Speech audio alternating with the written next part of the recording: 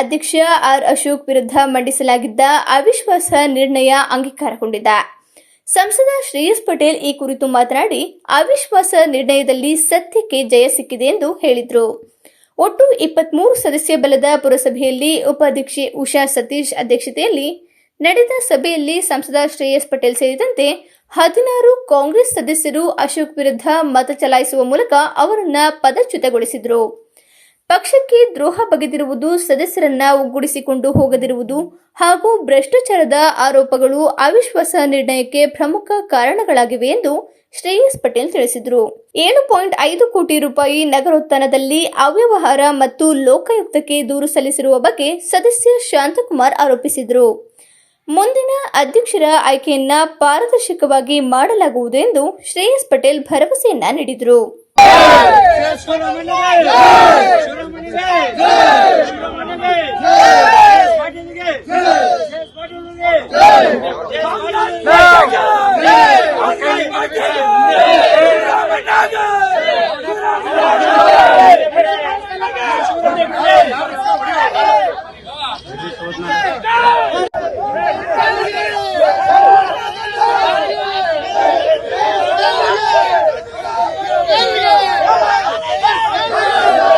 ನಮ್ಮೆಲ್ಲ ಪುರಸಭಾ ಸದಸ್ಯರು ಅಧ್ಯಕ್ಷರಾದ ಅಶೋಕ್ ಅವರ ವಿರುದ್ಧವಾಗಿ ಅವಿಶ್ವಾಸಕ್ಕೆ ಗೊತ್ತುವಳಿಯ ಒಂದು ಸಭೆ ಇವತ್ತಾಗಿದ್ದು, ನಾವೆಲ್ಲ ಒಮ್ಮತವಾಗಿ ಅವರ ಅವಿಶ್ವಾಸದಿಂದ ಇಳಿಸಬೇಕಾಗಿರುವಂತಹ ಒಮ್ಮತ ತೀರ್ಮಾನ ತಗೊಂಡು ನಾವು ನಮ್ಮ ಎಲ್ಲ 16 ಸದಸ್ಯರು ಸೇರಿ ಒಟ್ಟು 17 ಜನ ಸದಸ್ಯರು ಇವತ್ತು ಮತವನ್ನು ಚಲಾಯಿಸಿದ್ದೀವಿ. ಅದೇ ರೀತಿಯಲ್ಲಿ ಇವತ್ತು ಪುರಸಭಾ ಕಾಯ್ದೆ ಅನ್ವಯ ಅಧ್ಯಕ್ಷರು ಇವತ್ತಿಂದ ಅವರು ಪದಚ್ಯುತಿಗೊಂಡಿರುತ್ತಾರೆ. ಯಾರೇ ಆಗಲಿ ಪಕ್ಷಕ್ಕೆ ಗೌರವ ಕೊಡಬೇಕು. ನಾವು ಪಕ್ಷದ ಅಡಿಯಲ್ಲಿ ಕೆಲಸ ಮಾಡ್ತಿರ್ತೀವಿ, ತಾಯಿನೂ ಒಂದೇ ಪಕ್ಷನೂ ಒಂದೇ ಅನ್ನೋ ರೀತಿಯಲ್ಲಿ ನಾವೆಲ್ಲ ಇರ್ಬೇಕು. ಅದೇ ರೀತಿಯಲ್ಲಿ ಅವ್ರನ್ನ ಪಕ್ಷದಲ್ಲಿ ಗೌರವಿಸಿದ್ರೆ ಖಂಡಿತವಾಗಿ ಇವತ್ತು ಈ ಸ್ಥಿತಿ ಬರ್ತಿರ್ಲಿಲ್ಲ. ಎಲ್ಲ ಪಕ್ಷಕ್ಕೆ ನಮ್ಮ ಶಿವರಾಮಣ್ಣ ಅವರ ಮಾತನ್ನ ಅವತ್ತು ಕೇಳಿದ್ರೆ ಇವತ್ತು ಈ ಸ್ಥಿತಿ ಬರ್ತಿರ್ಲಿಲ್ಲ. ಅವ್ರ ವಿರುದ್ಧ ನಾವು ಮತ ಹಾಕುವಂತ ಸ್ಥಿತಿ ಪ್ರಮೇಯನೂ ಸಹ ಬರ್ತಿರ್ಲಿಲ್ಲ. ಅದೇ ಅವ್ರು ಮಾಡ್ಕೊಂಡಿದ್ದಾರೆ. ಈಗ ಮುಂದಿನ ದಿನಗಳಲ್ಲಿ ಹೊಸ ಅಧ್ಯಕ್ಷರನ್ನ ಆಯ್ಕೆ ಮಾಡಿ ಬೇಲೂರಿನ ಪುರಸಭೆಯ ಸರ್ವತೋಮುಖ ಅಭಿವೃದ್ಧಿಗೆ ನಾನು ಸಮೇತ ಸೇರಿ ಸರ್ವತೋಮುಖ ಅಭಿವೃದ್ಧಿಗೆ ಪ್ರಾಮಾಣಿಕವಾಗಿ ಶ್ರಮಿಸುವಂತ ಕೆಲಸವನ್ನ ನಾವು ಮಾಡ್ತೀವಿ. ಇವತ್ತು ಏನ್ ಗೈರ ಇದ್ದಾರೆ ಅಧ್ಯಕ್ಷ ಹಾಲಿ ಅಧ್ಯಕ್ಷರು ಅವರು ಕಾನೂನು ಮುಖಾಂತರ ಏನಂದ್ರೆ ಆಡಳಿತ ವೈಖರಿ, ಅವರ ಕಾರ್ಯವೈಖರಿ ಅವರ ನೋಡಿ ನಮ್ಮ ಸದಸ್ಯರಲ್ಲೇ ವ್ಯಕ್ತಿತ್ವದಂತಹ ಒಂದು ಅನಿಸಿಕೆಗಳು ಬಂತು. ಆಗಾಗ ಎಲ್ರೂ ನಾವು ಗೆದ್ದ ತಕ್ಷಣ ನಮ್ಗೆಲ್ರಿಗೂ ಸ್ವತಂತ್ರವಾದ ಹಕ್ಕು ಇರ್ತದೆ. ಹಾಗಾಗಿ ನಮ್ಮ ಅಧ್ಯಕ್ಷರ ವಿರುದ್ಧನೇ ಅವ್ರು ಮಾಡಿರುವಂತಹ ಕಾರ್ಯವೈಖರಿಯನ್ನು ಅಸಮಾಧಾನಗೊಂಡು ಇವತ್ತು ನಮ್ಮ ಸದಸ್ಯರುಗಳೇ ಅವಿಶ್ವಾಸನ ಅದನ್ನು ನಾವು ಜಯ ಗಳಿಸಿದ್ದೀವಿ. ಸತ್ಯಕ್ಕೆ ಜಯ ಅನ್ನೋದು ಇದು ಆಗಿರ್ತದೆ. ಹಾಗಾಗಿ ಮುಂದಿನ ದಿನಗಳಲ್ಲಿ ನೀವು ಹೇಳಂಗೆ ನೂತನ ಅಧ್ಯಕ್ಷರು ಸಹ ಬರ್ತಾರೆ. ನೇತೃತ್ವದಲ್ಲಿ ಎಲ್ಲರೂ ಕೂಡಿ ಒಂದು ಒಮ್ಮತವಾದಂತಹ ಅಧ್ಯಕ್ಷರನ್ನ ಆಯ್ಕೆ ಮಾಡುವಂತ ಕೆಲಸವನ್ನು ನಾವು ಮಾಡ್ತೀವಿ. ಅಲ್ಲ, ಇದ್ರ ನೇತೃತ್ವ ಏನು ಶಿವರಾಮ್ ಅವರೇ ವಹಿಸ್ತಾರ? ಶಿವರಾಮಣ್ಣ ಅವರು ಬ್ಲಾಕ್ ಕಾಂಗ್ರೆಸ್ ಈಗ ಆಲ್ರೆಡಿ ಭಾರಿ ಮಾಡಬೇಕು, ಪಕ್ಷದಿಂದ ಸಭೆಯನ್ನ ಕರೀಬೇಕು, ನಾವು ಸಹ ವಿಪ್ ಜಾರಿ ಮಾಡಬೇಕು. ಅದನ್ನೆಲ್ಲ ಮಾಡಿ ಸದಸ್ಯರುಗಳ ಜೊತೆಗೆ ಸದಸ್ಯರ ಅನಿಸಿಕೆ ತಗೊಂಡ್ಬೇಕು. ಸದಸ್ಯರುಗಳ ಒಂದು ಎಲ್ಲರಿಗೆ ಒಮ್ಮತವಾದಂತಹ ಅಭ್ಯರ್ಥಿಯನ್ನ ಹಾಕೋ ಕೆಲಸ ನಾವು ಮಾಡ್ತೀವಿ. ನಾವು ಶಿವರಾಮಣ್ಣ ಸಣ್ಣ ಪುಟ್ಟ ಸಮಸ್ಯೆ ಇರ್ತದೆ, ಆದ್ರೆ ನನ್ನ ಕಣ್ಣಿಗೆ ಇಲ್ಲಿ ಯಾವುದು ಅಂತ ಗುಂಪಿಲ್ಲ. ಇದೆಲ್ಲ ಒಂದೇ, ಅದು ಕಾಂಗ್ರೆಸ್ ಪಕ್ಷ ಅಂತ ನಾವು ಭಾವಿಸಿದ್ವಿ. ಮುಂದಿನ ದಿನಗಳಲ್ಲಿ ಇದೊಂದೇ ಅಲ್ಲ, ಈ ಒಂದು ಜಯ ಮುಂದಿನ ವಿಧಾನಸಭಾ ಚುನಾವಣೆಗೆ ಒಂದು ದಿಕ್ಸೂಚಿ. ಶಾಸಕರು ಬಂದು ನೀವು ಅವ್ರನ್ನ ಕೇಳಬೇಕು.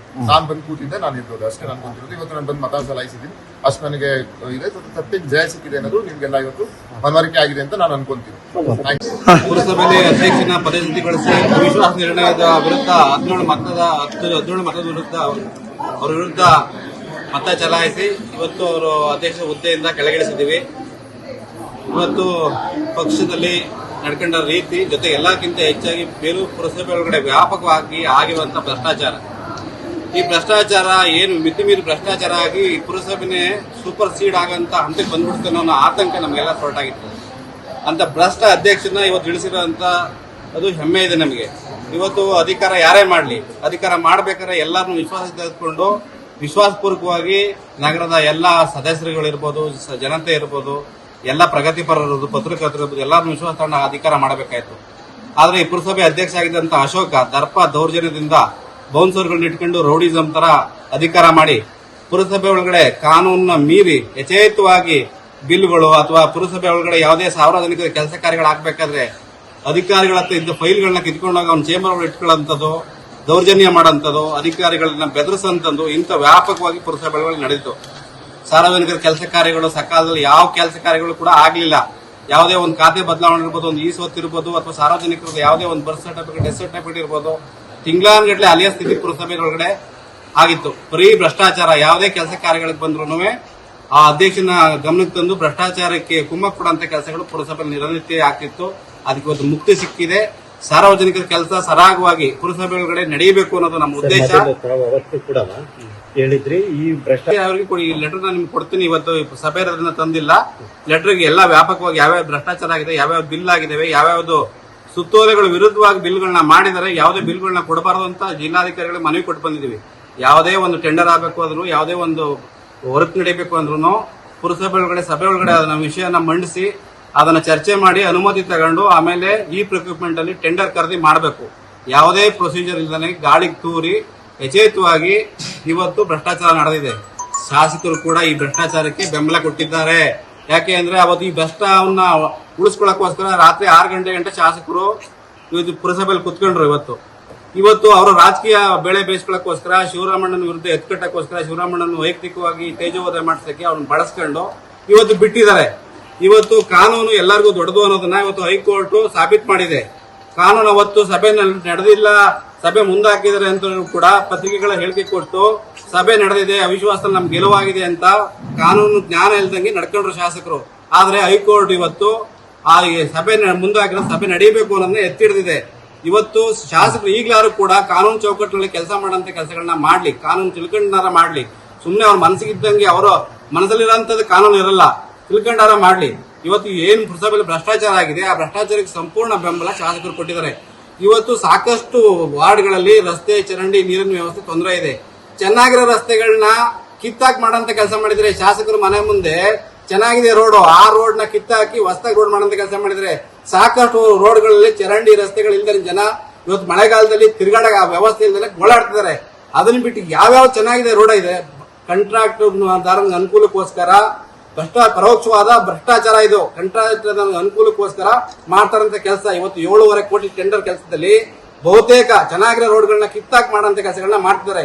ಬಡವರು, ನಿರ್ಗತಿಕರು, ದೀನದಲಿತರು ವಾಸ ಇರೋಂತ ಜಾಗಗಳಲ್ಲಿ ಕೆಲಸ ಮಾಡ್ತಾನೆ ಅವ್ರ ಮನೆ ಮುಂದೆ ಚೆನ್ನಾಗಿರೋ ರೋಡ್ನ ಕಿತ್ತಾಕಿ ಹೊಸದಾಗಿ ರಸ್ತೆ ಮಾಡ್ಕೊಳ್ಳೋಂಥದ್ದು ದೊಡ್ಡ ವಿಚಾರ ಅಲ್ಲ.